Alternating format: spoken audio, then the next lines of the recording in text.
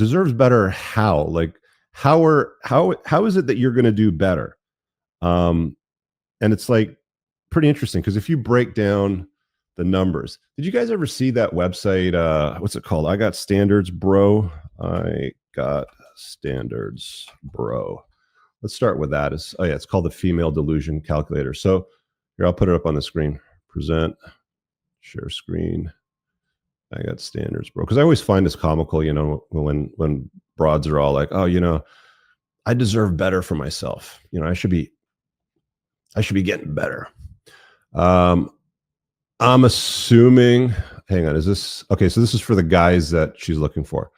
I'm assuming Vince Vaughn in that is probably somewhere between 33 and 42. Let's give him a 10-year range. He's Caucasian. Now, Vince Vaughn is tall. One of the reasons why they cast him for that scene is that Jennifer Aniston's not very tall, and he is. Let me just check real quick.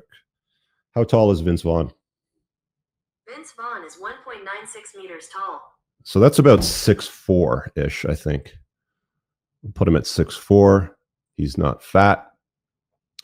As an entrepreneur running a guide company in Chicago, owning tour buses, running the business with his company with the write-offs, client meals, entertainment, everything you can do with the business. He's probably, let's be conservative and say 250 is probably what a CEO would take home from a company like that.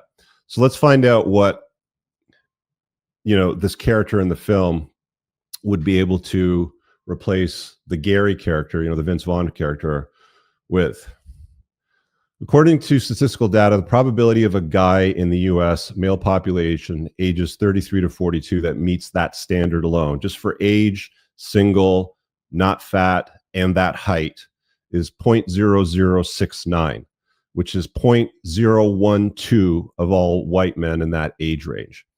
And you can mess with it, right? Like let's go. They throw up ads, close, get lost.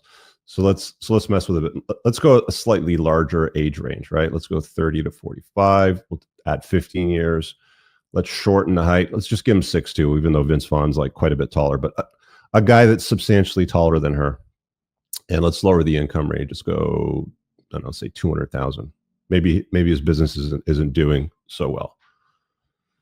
What do we get here from statistical probabilities? Slightly better, but not much better, right?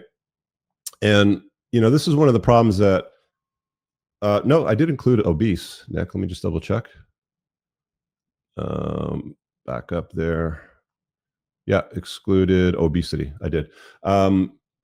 So, the Jennifer Aniston character is then like, I deserve better because you're a prick, because of not volunteering to do the dishes, not bringing a bag of lemons instead of the 3 lemons, not enthusiastically wanting to go to the ballet, instead going to Ann Arbor. What were the other things she complained about? I don't know, trivial stuff, right? And it's like, I deserve better. Like, I'm going to replace you.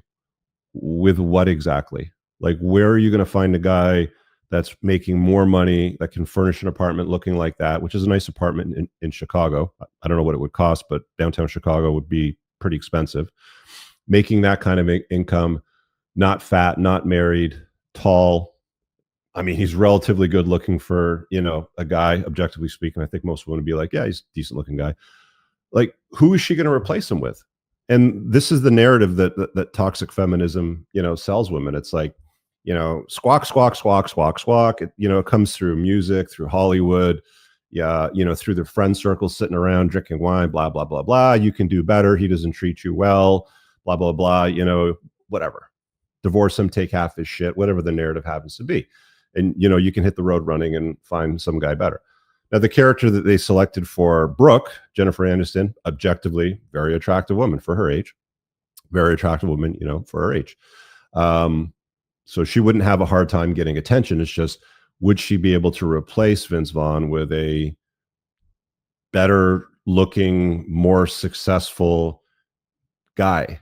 Not likely at all. Very highly fucking unlikely. All right, guys, I really hope that you enjoyed that clip. If you want to check out the full-length podcast episode, you can find that right over here. Also, make sure you visit my website over here where you'll find my supplements, the opportunity to book me privately one-on-one for coaching, and most importantly, my new School of Unplugging, which you'll find on the courses tab. Newer to the channel, hit subscribe.